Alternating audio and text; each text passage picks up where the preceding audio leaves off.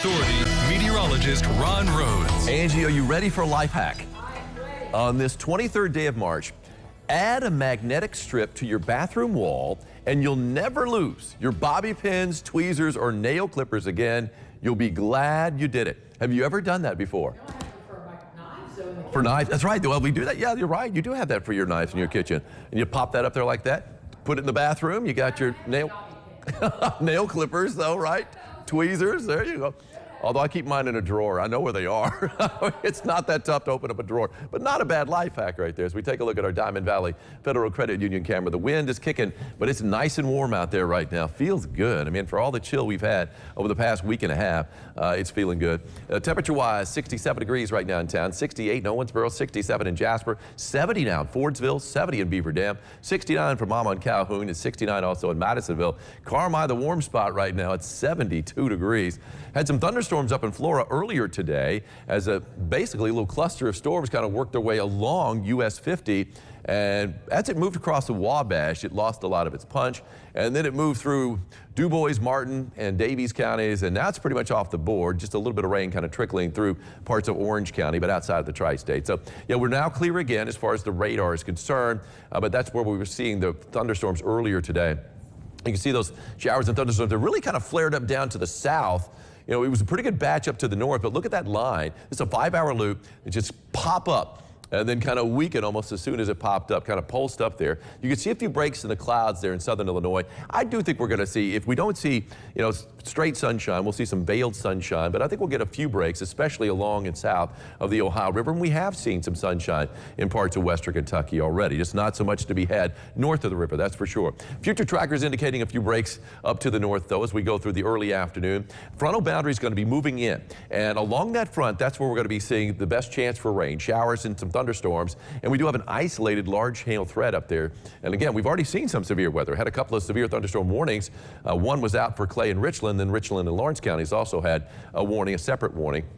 Anyway, you could see the scattered showers out there as we head into evening. The rain really is going to start to pick up tonight. We've got a flood watch that begins at 7 o'clock this evening, lasts until 1 o'clock on Saturday. So basically, it's for tonight and throughout the day tomorrow. And you can see the heavy rain now starting to bear down on the tri-state, especially north of the river. That's right around midnight, and that's going to kick more to the south as that frontal boundary starts to sink south. Here we are first thing on Friday. It's going to be a pretty wet commute for a lot of folks for sure.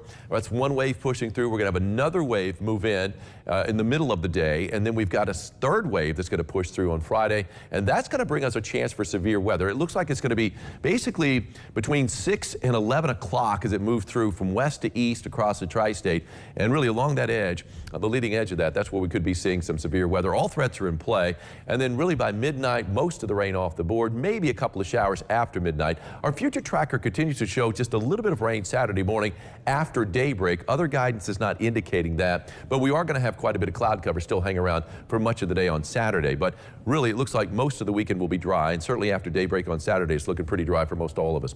As far as the weather before the weekend, nothing dry about it. And once that rain starts later on tonight in earnest, we're going to be seeing plenty of it. 2 to 4 inches worth of rain.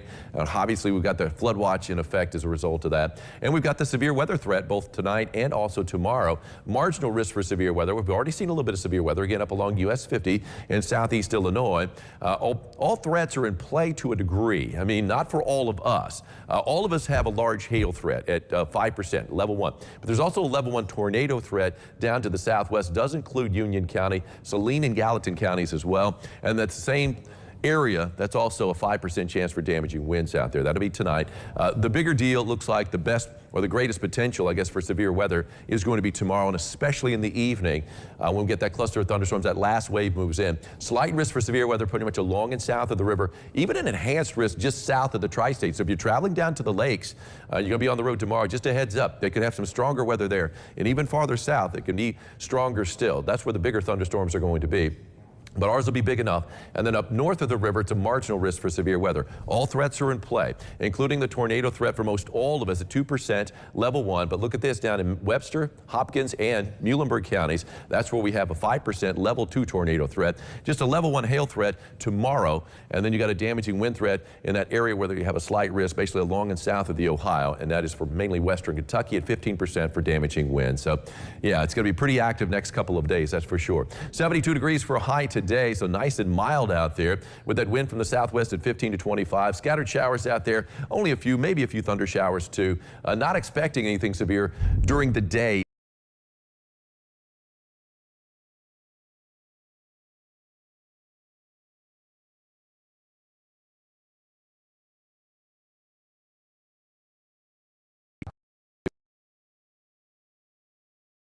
Pretty soon though, so in fact we might be out of sock caps already, but we're ready with more umbrellas. We got the umbrellas too, but come on by, you got one or the other. 72 degrees for a high today, so nice and mild. 64 tomorrow, and again plenty of rain beginning tonight especially and lasting throughout the day on Friday.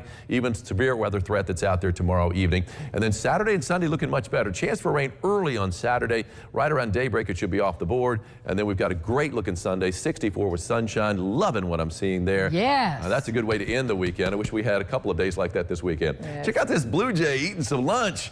Now, blue jays are known for robbing from other birds. They are. They're aggressive. They've got a rep for that. They can be a little aggressive. They're beautiful birds, though, is what they are. And Kurt Davis got a great shot of this. I believe that's at his bird feeder. So that blue jay is actually has a legit meal. He's not stealing it off anybody.